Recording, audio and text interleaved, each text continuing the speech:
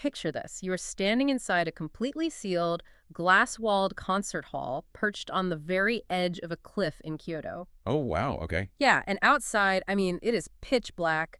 Rain is lashing against the glass. Inside, there is only the cold ambient light of the moon kind of catching the edges of the room. So it's a very specific mood right from the start. It really does. And in the absolute center of this space sits a world-famous cellist. He is entirely alone. He's wearing a formal performance tuxedo, and he's dead. Right. The medical examiner will later determine his heart stopped beating a full 10 hours ago. But as you stand there, staring at him, you feel something in the soles of your feet. Like a vibration. Exactly. The floorboards are actually shaking. You look closer, and you realize his multi-million-dollar cello, which is still resting between his knees, is producing this low, continuous, impossibly powerful, vibrating hum. Which is, I mean, completely impossible. Right. The dead man has been frozen for 10 hours, and his instrument is still playing. It is the ultimate sensory and logical paradox. It's a scenario that immediately forces your brain to sort of short circuit because it violates the most fundamental laws of physics and cause and effect. Yeah, totally. Because a stringed instrument requires continuous physical energy to produce sound. When the musician dies, the energy stops, and the sound dies within seconds. Right. It doesn't just keep going. Yeah, exactly. The fact that it hasn't, combined with that locked room environment you just described, it creates a mystery that operates on an entirely different level of reality. Well, welcome to another deep dive. Today we are taking on a mission that requires us to examine a truly staggering set of documents. We are unpacking Case File #121 REDACTED, which the investigators officially titled The Crimson Cello. It's quite a title. It is, and the source material for this is heavily classified, highly detailed, and set in the incredibly high-stakes insular world of classical music and hidden legacies. Yeah, it's fascinating. If you are someone who appreciates atmospheres that echo, the haunting progression of the Moonlight Sonata or the intricate puzzle box twists of something like the Crimson Love Letter, you're definitely going to want to get comfortable for this one. Because the file is unique. It's essentially engineered to act as a psychological Rorschach test. Oh, I love that description. Yeah, it presents a set of physical facts that seem utterly irreconcilable with the laws of nature, right alongside this deeply tragic emotional narrative. So I am here to act as the analytical anchor today. Awesome. We're going to attempt to make sense of these seemingly impossible clues and break down the literal mechanics of the room. I mean, we also have to acknowledge the incredibly intense emotional weight of the scene. And that tension is exactly our mission. This deep dive is really an exercise in interpretation. The documents we have are designed to spark a massive debate between two entirely distinct ways of viewing the world. Right. On one side, we have cold, hard, unfeeling logic. Thermodynamics, Chemistry. Exactly. And on the other side, we have tragic, profound empathy. The physical toll of the human conscience.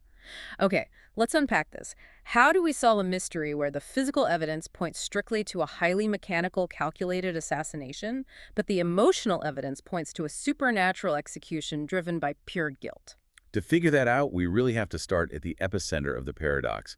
We need to examine that glass box on the cliff. Yeah, let's talk about the Hall of Autumn Leaves. I really want you, the listener, to visualize this space, because this isn't it's not a standard metropolitan concert venue with plush red velvet seats and gold leaf on the ceiling. No, not at all. It is an architectural anomaly. It's a secluded, entirely glass-walled pavilion built right over the abyss. And the architecture alone is structurally significant for a crime scene.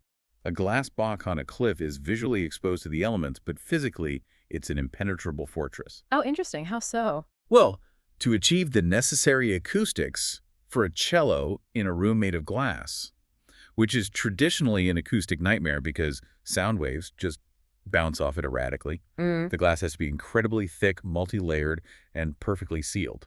Right, you can't just have standard window pane. Exactly. It is essentially an isolation tank. And the investigators who breached the room noted very specific, visceral details in the file. They didn't just walk in and take photographs.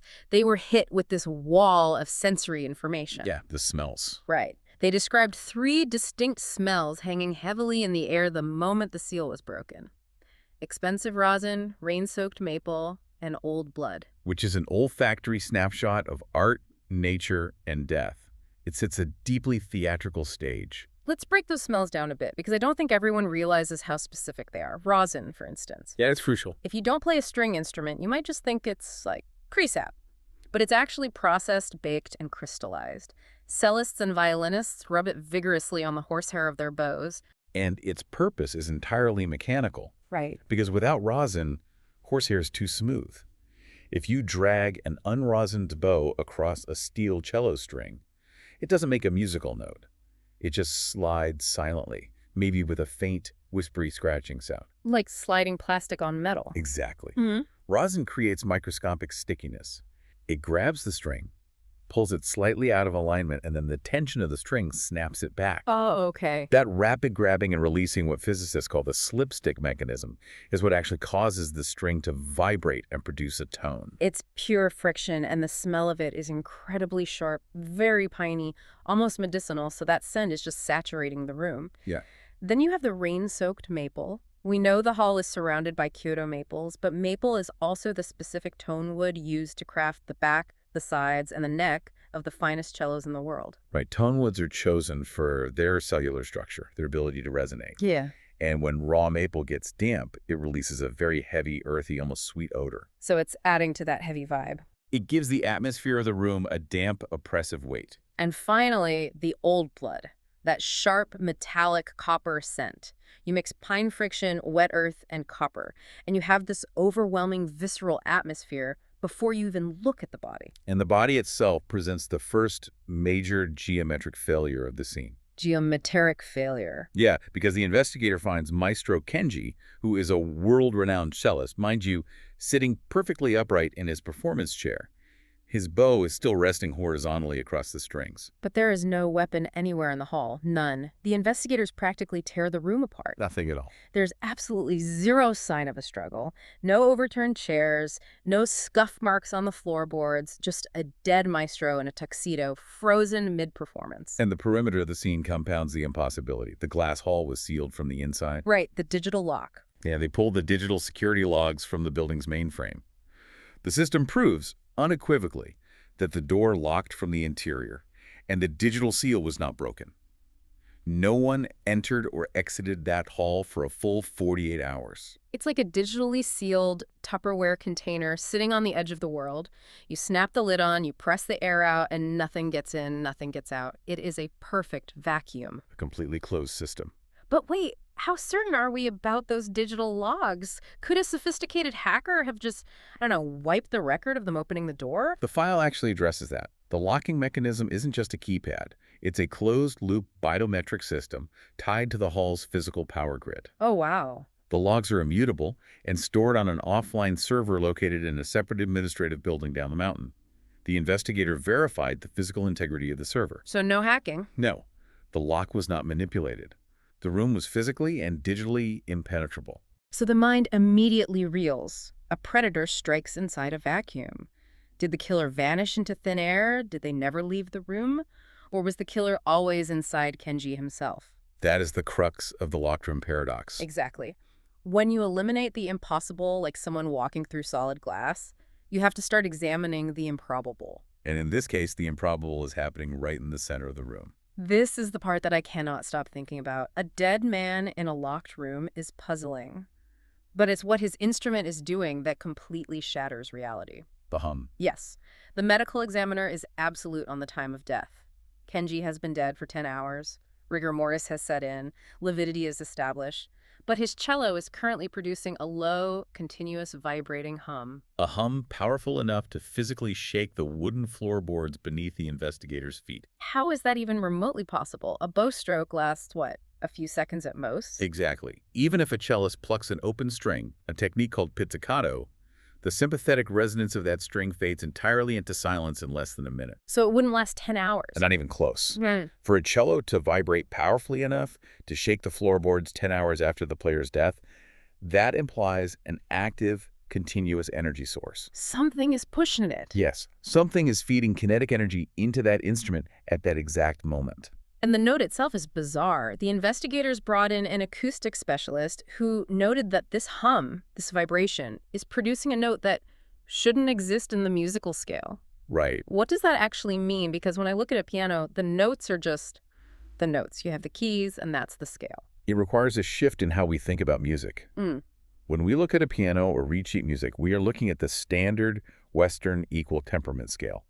It's an agreed-upon mathematical division of sound. Okay. So middle C is assigned a frequency of 261.6 hertz. The A above middle C is 440 hertz. Hertz is just a measurement of how many times a sound wave cycles per second. So a piano key is just a prepackaged, specific number of vibrations? Precisely. But nature doesn't operate strictly on piano keys. Between 261.6 hertz and 262 hertz, there are infinite microfrequencies. Oh, I see. When the specialist says the note shouldn't exist, they mean it is a microtone. It is a raw, unmapped frequency that falls into the cracks between the keys of a piano. Like a frequency that the universe makes, but humans haven't bothered to write into a symphony. Yes, and in the study of acoustics, every physical object in the universe has a resonant frequency, a specific, mathematically precise pitch at which it naturally vibrates most intensely. Wait, I know this. You do? Yeah, if you introduce a sound wave that matches that exact frequency, the object absorbs the energy and begins to shake violently. This is like the classic trope of the opera singer shattering a wine glass. Exactly. She hits the exact pitch that matches the glass's natural frequency. The glass absorbs the sound wave, starts vibrating, and eventually the physical structure just can't handle the movement and it explodes. That is sympathetic resonance in action. And it is incredibly difficult to achieve. You have to hit the exact decimal point of the hertz measurement, and you have to sustain it. Which is what was happening in the room. Right. The fact that this specific, unmapped, microscopic note is vibrating through this massive, multi-million-dollar cello suggests we are not dealing with a musical performance anymore. We are dealing with raw, applied physics. Which brings us to a massive revelation in the file. This phantom hum isn't a random acoustic glitch. It turns out this specific note has a history. A very long history. The file reveals that Kenji's father, who was also a maestro, spent 20 years of his life searching for what he called a hidden frequency. And his search wasn't for artistic perfection. He was searching for an acoustic key. This blew my mind. He was looking for a frequency specifically designed to open a safe hidden somewhere beneath the Hall of Autumn Leaves. I didn't even know acoustic locks were a real thing. What's fascinating here is that we often forget sound has physical mass. I always picture a key as, a jagged piece of brass or a digital passcode you type into a keypad. Right, but we have to remember that a sound wave isn't just an idea. It is physical pressure moving through the air. Yeah. It pushes against things. Literally pushing air molecules. Yes. If you engineer a locking mechanism with a highly sensitive microscopic diaphragm, and you tune that diaphragm to a precise, non-standard hertz value, let's say 117.34 hertz, it will remain totally locked against any normal sound. So yelling wouldn't work. A shout won't open it. A gunshot won't open it. Standard music won't open it. Yeah. It will only disengage when hit by that exact continuous pressure wave. It's like pushing a child on a swing. Yeah. If you push at random times, the swing just jerks around and doesn't go anywhere. Exactly. But if you push at the exact right moment of the arc, matching the natural frequency of the swing, the child goes higher and higher with barely any effort. That is a perfect analogy. The acoustic lock requires that exact rhythmic push from the sound wave to move the tumblers. So think about the generational weight of this. A 20-year obsession for a single, mathematically impossible note. The father spends 2 decades in this glass box, bowing strings, tuning, retuning, searching for a ghost frequency to unlock a vault beneath his feet. It's a heavy legacy. He dies, and the son, Maestro Kenji, inherits this obsession. He is sitting in the hall, supposedly trying to hit this exact frequency. And based on the violent shaking of the floorboards, he apparently hit it. The lock is being engaged. Unbelievable. But the meaning of that vibration changes drastically when the investigators process the instrument itself. Because this is where the empathy argument, the emotional narrative, takes complete control of the scene. Right. Hidden inside the actual physical body of the cello, drop through one of the fell holes, those elegant cursive-like cutouts on the front of the wood, investigators find a piece of paper. A very important piece of paper. It's a confession, and I want to go through the exact wording because the phrasing is chilling. First off, the file notes it's written in a shaky, elegant hand, and the edges of the paper are completely scorched. The scorching is a critical detail. Why is the paper burned? Was there a fire in the hall? There's no evidence of one. None at all. Did Kenji attempt to burn it before dropping it into the cello? If so, why did he change his mind? Or does the scorching relate to the actual environment in the room? We'll get to that. But the words themselves carry this immense, crushing weight. Read what it says. Kenji writes, "The melody was never meant for the living." That's his opening line. He mentions his father's 20-year search. Then he writes, "I thought I had mastered it, but as I played the final movement tonight, I realized the strings weren't made of gut or steel. They are made of a memory I tried to kill." Strings made of a memory. Metaphorically, that is devastating. It really is. Consider the physical reality of a cello string, historically made of sheet gut, now often a steel or synthetic core wrapped in tungsten or silver. When tuned, those 4 strings exert hundreds of pounds of physical tension across the bridge of the instrument. It's a lot of pressure. It is a system under constant extreme stress. By replacing the physical material, the steel, with a psychological material, a memory he tried to kill, he is describing a psychological tension that has reached its absolute breaking point. From a psychological and biological standpoint, the empathy argument suggests Kenji wasn't killed by an assassin. He was consumed by guilt.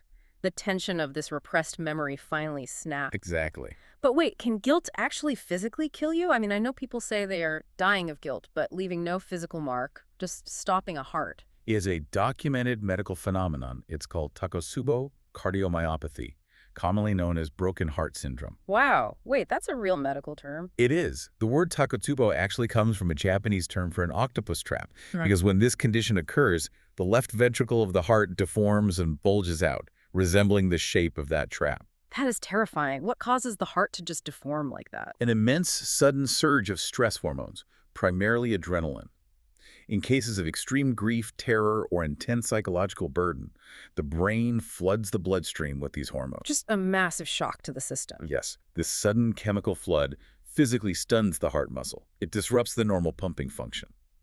While it is often temporary and treatable in a hospital setting, in a high-stakes, intensely isolated environment like a locked glass box on a cliff, Yeah. pushed to the brink of a 20-year obsession, a massive, fatal cardiac event driven entirely by psychological terror is absolutely within the realm of medical possibility. So his conscience literally acts as the executioner, and the letter continues with a direct command. He writes, "Do not stop the vibration. If the hum dies, the truth about the black silhouette dies with it." He is embedding an operational hostage situation into a suicide note. A hostage situation. Think about it.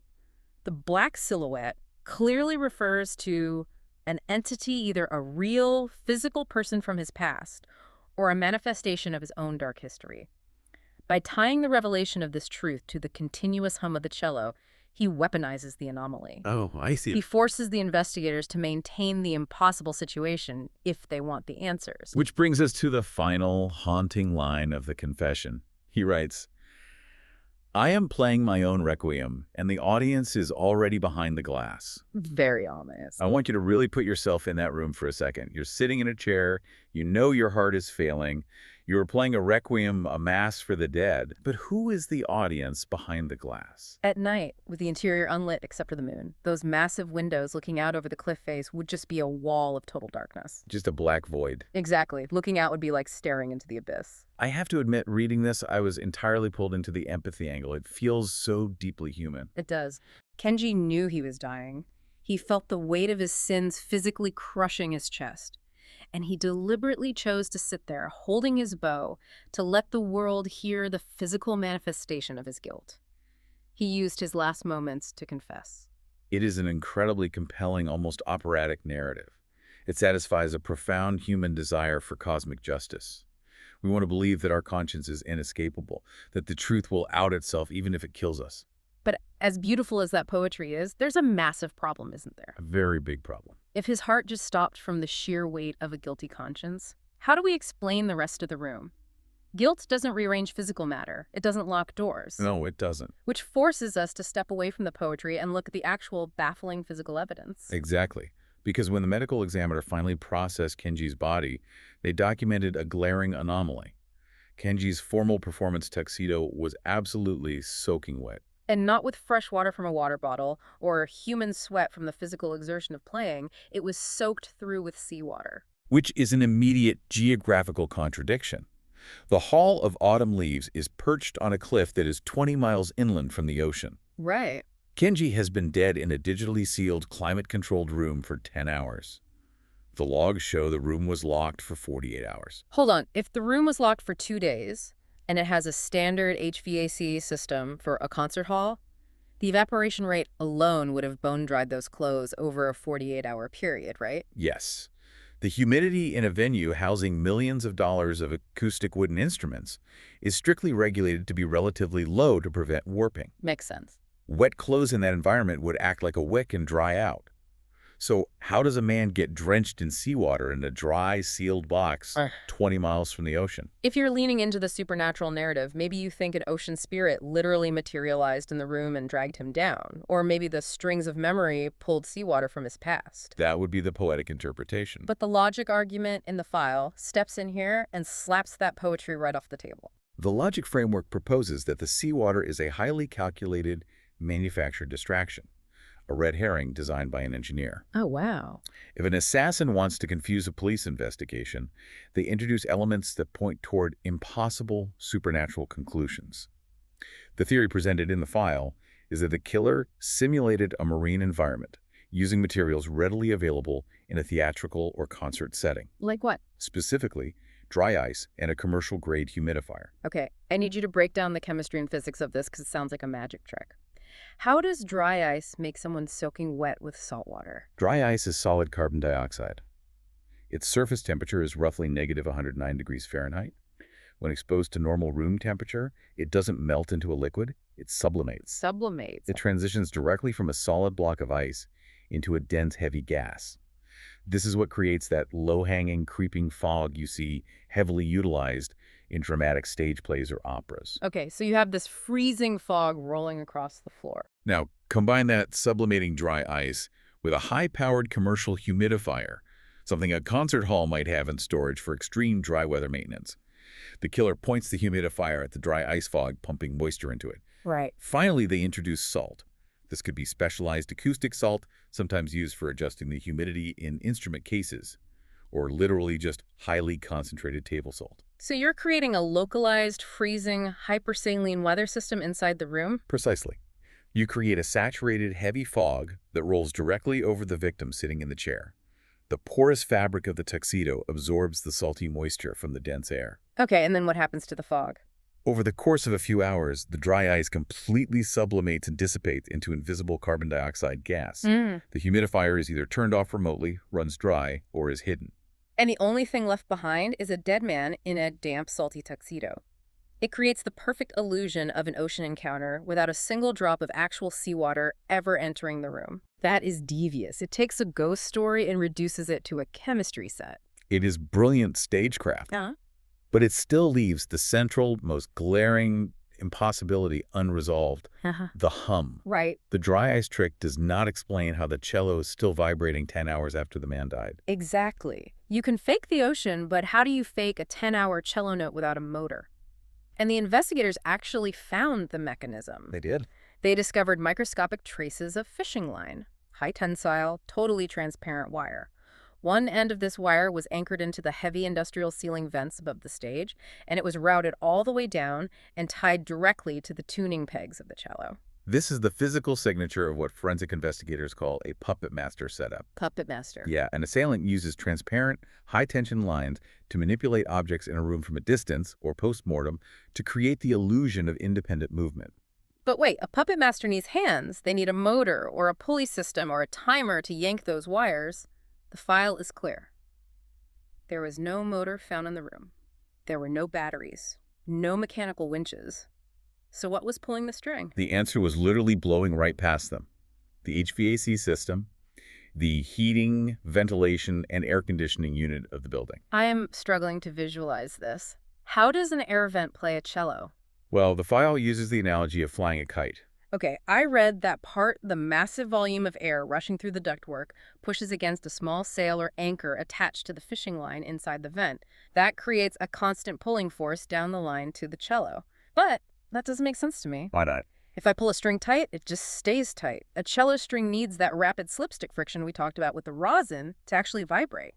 How does a constant draft of air create a back-and-forth vibration? That is an excellent catch, and it's where the killer's understanding of advanced physics comes into play. You are absolutely right that a constant pull just creates static tension. Right. To create vibration from a constant airstream, you rely on a principle known as aeroelastic flutter. Aeroelastic flutter, what is that? Have you ever seen the black and white footage of the Tacoma Narrows Bridge collapsing in the 1940s? Oh, the massive concrete suspension bridge that was twisting and undulating in the wind like it was made of rubber until it finally tore itself apart. Yes, that exact video. Yeah, that video is terrifying. That bridge was destroyed by aeroelastic flutter.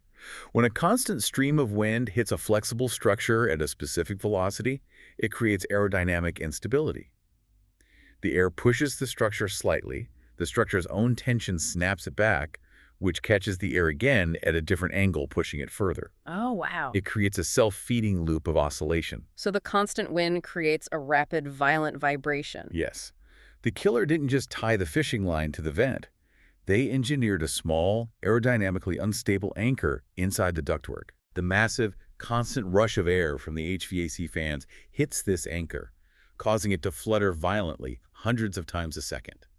This rapid mechanical oscillation travels down the high-tensile fishing line directly into the tuning pegs of the cello, And that vibrates the strings. vibrating the instrument strings at the exact microscopic frequency required to shake the floorboards. That is absolutely staggering. The killer turned the building's own life support system into a mechanical finger that continually bows the instrument. Pretty much.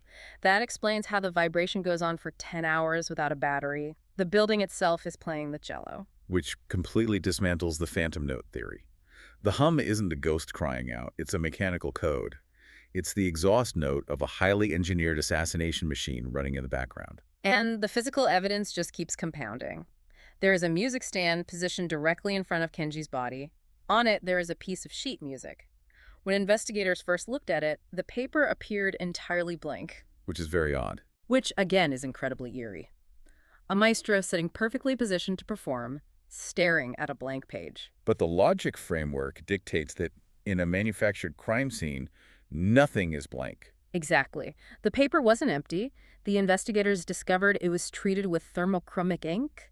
Thermochromic ink is a fascinating chemical compound. It relies on substances called leucodes. Break that down for me. How does invisible ink just appear?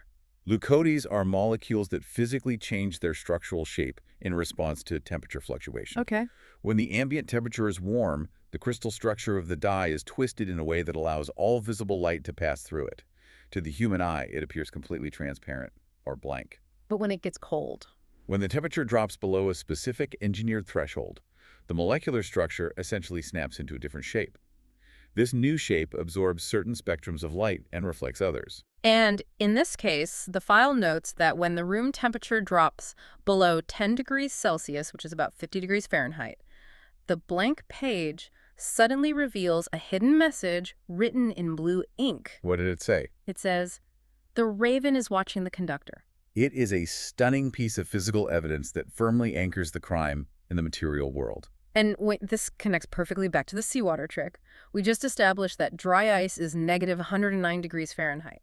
If we connect this to the bigger picture, the logic is a perfectly closed loop. Yes. If the killer used dry ice to create the saline fog to soak the tuxedo, that massive block of sublimating carbon dioxide would drastically plummet the ambient temperature around the maestro's body. So the temperature of the room drops below 10 degrees Celsius because of the dry ice, the molecular structure of the leucodes on the music stand snaps, and the hidden message, "The raven is watching the conductor," materializes out of thin air. Exactly. The murder weapon, the theatrical distraction, and the villain's calling card are all triggered by the exact same environmental manipulation. It is a masterpiece of forensic deduction. If we look at this strictly through the lens of logic and physics, every single supernatural anomaly in that room is methodically dismantled. They all fall apart. The ghost is evicted. The guilt is irrelevant.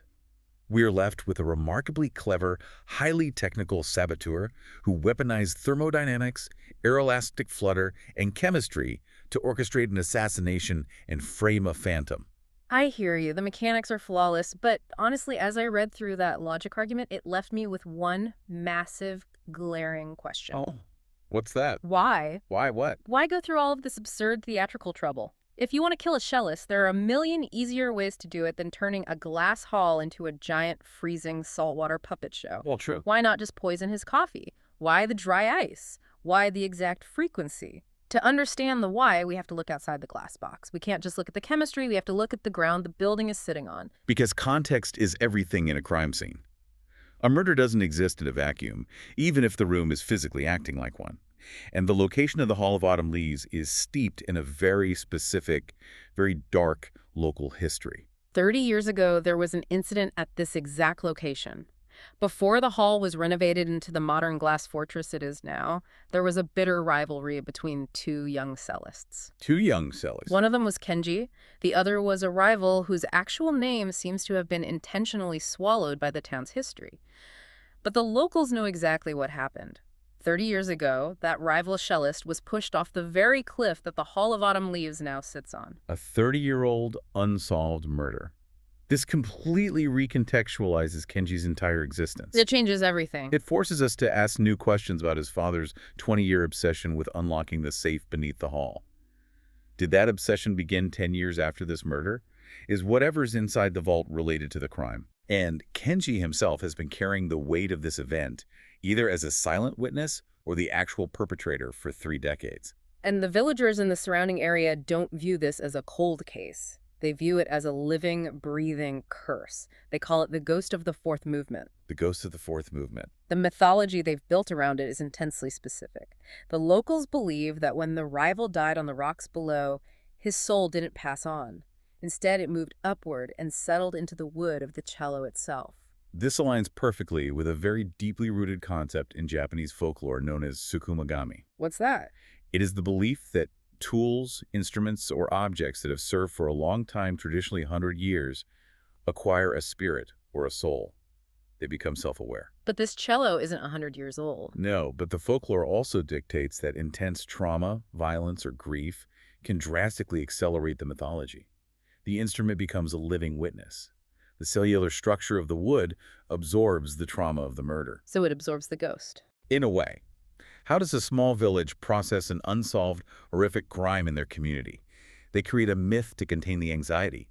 The cello becomes the vessel for their collective demand for justice. And the curse dictates a very specific, terrifying form of revenge. The locals say that if a musician plays this specific haunted cello, and they play it with enough guilt hiding in their heart, the instrument will literally take over. It overrides them. It overrides the musician's physical control. The wood forces the hands to play faster and faster, driving the tempo up relentlessly until the performer's heart simply cannot keep up with the physical and emotional stress, and it bursts. It's a mythological explanation for a very real physiological event.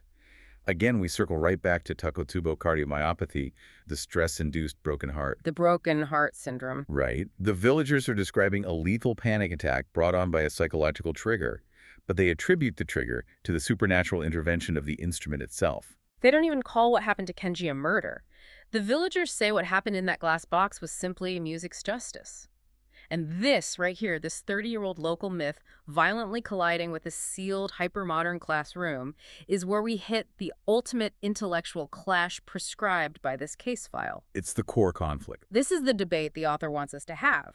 Which narrative is actually the truth? Let's break down the two opposing frameworks. We have to advocate for both realities based on the exact same set of facts. Okay, I'll take the emotional, empathetic reality. Look, the mechanical clues you laid out, the aeroelastic flutter on the vents, the molecular snap of the thermochromic ink, they are mathematically fascinating, but they are entirely secondary to the human element. You think so? Yes. You have to look at the scorched note. Strings made of a memory I tried to kill. That is not the writing of a man who was surprised by an HVAC system assassin. That is a raw confession. Kenji killed his rival 30 years ago. He pushed him off that cliff. That's a bold claim. He lived with it, he achieved worldwide fame with it, but the guilt was a cancer. When he sat in that hall, playing the final movement, looking out into the dark abyss where his rival died, the psychological weight of what he had done finally crushed him. The myth of the fourth movement became real because his own mind made it real. So you think it was just a panic attack? His heart stopped because the human body cannot carry a 30-year-old murder forever. He didn't want to get away with it anymore. He wrote the note. He wanted the world to hear his guilt in that impossible humming note. To me, this means logic utterly fails to account for the destructive physical power of the human conscience. That is a powerful, deeply resonant argument. It centers the human experience and validates the emotional toll of secrets. Rare. But if I am to take the opposing view, the strict logic argument, Go for it. this raises an important question. Does a guilty conscience tie a high tensile knot in fishing line to a ceiling vent? Yeah. Logic does not care about guilt. Logic cares about thermodynamics, tensile strength, and chemical reactions. If Kenji simply died of a guilty conscience, who set up the humidifier and the dry ice to mimic the ocean, That's true. who precisely formulated the leucodes in the thermochromic ink to leave a cryptic message about the raven, the environment was methodically weaponized. The black silhouette mentioned in his note isn't a poetic metaphor for his dark past. It's an actual living accomplice or assassin who pulled the strings. I hate that you're right about the physical stuff. The killer used the local legend of the fourth movement as a psychological weapon to terrify Kenji, and then built a mechanical apparatus to ensure the job was done, leaving behind a locked room to perfectly frame a ghost. It's an incredible dichotomy. Every single physical fact in this case file perfectly supports two entirely different, mutually exclusive realities. Yes. It's like one of those optical illusions, you either see the silhouette of the vase or you see the two faces looking at each other, but your brain physically cannot see both at the exact same time. It forces you to choose your lens. It demands that you decide what you believe is the dominant force in the universe. The unfeeling laws of physics, or the inescapable weight of human morality. Think about how you, listening to this right now, process information when faced with a paradox in your own life. It's a good question. When you look at a complex situation, do you immediately strip away the messy emotions and look strictly at the raw mechanical inputs and outputs? Or do you look at the human drivers, the emotional undercurrents, the history of the people involved? Which one tells the truer story? Right. Because in the Hall of Autumn Leaves, the truth of how a maestro died is entirely dependent on whether you believe a human heart can be broken by a memory or if it can only be stopped by a machine. To summarize what we've unpacked today, Case File #121 is simultaneously a blueprint for a perfect, mathematically precise, locked-room mechanical murder and a profound, devastating supernatural tale of a guilty conscience executing itself. Right. The absolute genius of the source material is its refusal to declare a winner. Both the mechanical puppet master and the ghostly myth of the fourth movement exist perfectly over the exact same set of physical facts. It is a brilliantly constructed enigma. But before we sign off, I want to leave you with one final provocative thought to chew on. Something we touched on briefly, but didn't fully explore. What's that? We debated whether the audience already behind the glass mentioned in Kenji's dying note was a literal assassin looking in from the storm, or perhaps the spirits of the villagers watching from the cliff. But think about the physics of a glass box at night. Ah, the lighting differential. Exactly. When you are inside a brightly lit or even dimly lit room, and it is absolute pitch black outside, the glass stops acting like a window. The light from the interior reflects off the inner pane. It acts entirely like a mirror. What if there was no assassin peering through the window? What if there were no villagers standing the freezing rain? What if, as Maestro Kenji sat in that secluded hall, feeling his heart beginning to fail, he looked out at those massive glass walls and saw the only audience capable of truly judging his 30-year-old crime? Himself. What if the only black silhouette pulling the strings of his guilt was his own reflection staring back at him from the void? A haunting possibility. The ultimate closed loop of a guilty conscience. Thank you so much for joining us on this deep dive into the Crimson Cello. Keep questioning the narratives you encounter out there, whether they are built on the cold mechanics of logic or the deep, unpredictable currents of human emotion. We'll see you on the next one.